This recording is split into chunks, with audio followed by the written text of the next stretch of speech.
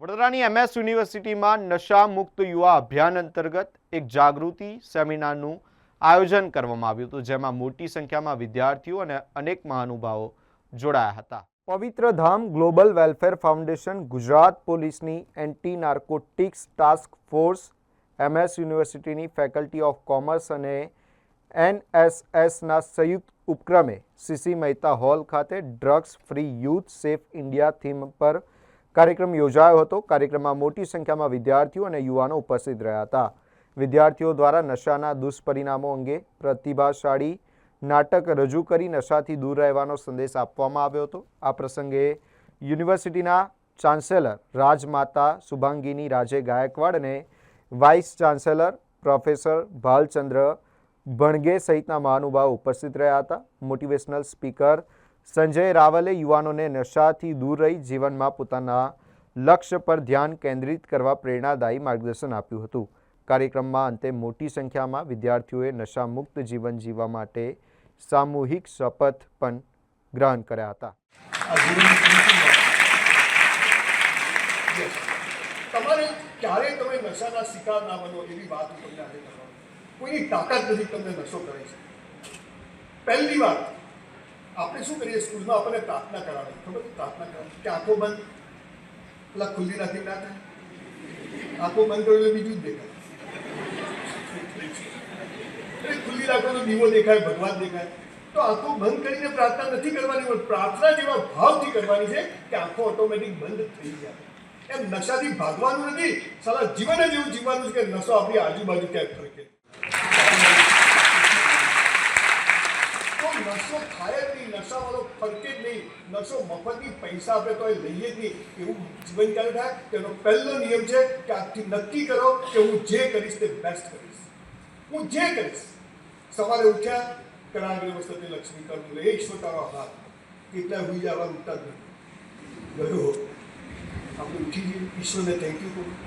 મસ્ત કસરત કરવાની, અડધો કલાક, આ 35 કરોડનું બોડી છે, અડધો કલાક બરાબર મારો શીખાવાનો નથી આપતો। મારો દીકરો હાઇરોક્સ, તમે બધા જાણો છો, હાઇરોક્સમાં મારો દીકરો બેંગ્લોરમાં જાય તો લોકો 2-2.5 કલાકમાં કરે, 1 કલાક 31 મિનિટમાં પૂરું કર્યું, પછી હમણાં દિલ્હીમાં 1 કલાક 25 મિનિટમાં પૂરું કર્યું, નોન સ્ટોપ। તમે ઋતિક રોશનને ભૂલી જાઓ, મારી દીકરી સાડી કરીને ઘોડે સવારી કરે છે, એટલે બધું મારું ઘર ચોખ્ખું કરીને શીખામણો આપું છું। જે કરો કસરત કરવાની, દોસ્ત અડધો કલાક ગમે તે થઈ જાય। મસ્ત બ્રશ કરવાનો, 2 જોડી કપડાં હોય ધોઈને ઇસ્ત્રી કરી પહેરવાના, મોજા તો ખાસ ધોઈને પહેરવાના, ઘણા તો બૂટ કાઢે મરેલો જૂઠ થતું ઘંટા સાલ તારામાંથી જ આવે। 11 વાગે स्कूल जवानों से कॉलेज 11:15 कैंपस में आवा चाहिए। महाराजा सयाजीराव विश्वविद्यालय की तरफ से ये नशा मुक्ति अभियान में एक कार्यक्रम आज किया है। मुझे उसका खुशी है और आनंद है कि ये अभियान हमारे विश्वविद्यालय में, क्योंकि जहाँ युवान भाई बहनों हैं वहाँ ये मैसेज पहुँचना चाहिए। और विश्वविद्यालय तो एक बड़ी जगह है जहाँ हम हमारे स्टूडेंट्स को नशा मुक्ति के बारे में अवेयरनेस दें, उसमें से दूर रखें और नशा मुक्त फ्री भारत बनाने में इस अभियान में हम बहुत सशक्त तरह से जोड़ें। तो मुझे खुशी है कि आज एक अच्छा कार्यक्रम हुआ जिसमें बहुत विद्यार्थियों आए और उन्होंने इसमें बहुत अच्छी तरह से रिस्पॉन्स भी किया। और स्टूडेंट्स के तरफ से इसमें अभियान में इतना अच्छा योगदान किया है, और हमारे यूनिवर्सिटी फैकल्टी ऑफ कॉमर्स की तरफ से तो मैं सबको बहुत अभिनंदन देती हूँ। और ये अभियान लोगों तक पहुँचे, खास करके युवाओं तक पहुँचे, यही मेरी इच्छा है। धन्यवाद। अपना લોકલાડીલા વડાપ્રધાન શ્રી નરેન્દ્રભાઈ મોદીએ જ્યારે જોયું કે ભારતને વિશ્વગુરુ બનવાનું કે મહાસત્તા બનવા માટે યુવાનો, જે આજે સૌથી મોટી સંપત્તિ ભારતની યુવાનો છે અને સૌથી મોટા પ્રમાણમાં યુવાનો ભારતમાં છે, વસ્તીમાં જોઈએ તો આજે યુવાનોની વસ્તી 40% કરતાં વધારે છે, અને તેથી જ એમને જ્યારે જોયું કે આમાં સૌથી મોટી તકલીફ શું છે, તો યુવાનોમાં નશો, ડ્રગ્સ, આનો પ્રોબ્લેમ છે, આની તકલીફ છે। તો માનનીય વડાપ્રધાનશ્રીએ કીધું કે નશા મુક્ત યુવા, નશા મુક્ત ભારત, આ વાત કરી અને એ આપણને આહવાન કર્યું કે આપણે બધા જ લોકો નશો ન કરે એના માટે પ્રયત્ન કરીએ અને યુવાનોને નશાથી દૂર કરીએ।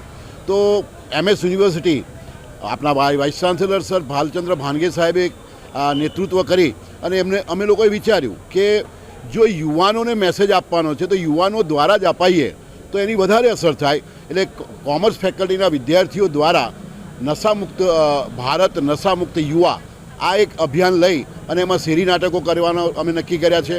500 શેરી નાટકો કરીશું. હમણાં ડિબેટ કોમ્પિટિશન કરી, પેઇન્ટિંગ કોમ્પિટિશન કરી, સ્લોગન રાઇટિંગની કોમ્પિટિશન કરી, રીલ કોમ્પિટિશન કરી. તો આવી જુદી જુદી કોમ્પિટિશન દ્વારા યુવાનો સુધી યુવાનોનો મેસેજ પહોંચાડવા માટે યુવાનો દ્વારા આ કાર્યક્રમ થઈ રહ્યો છે.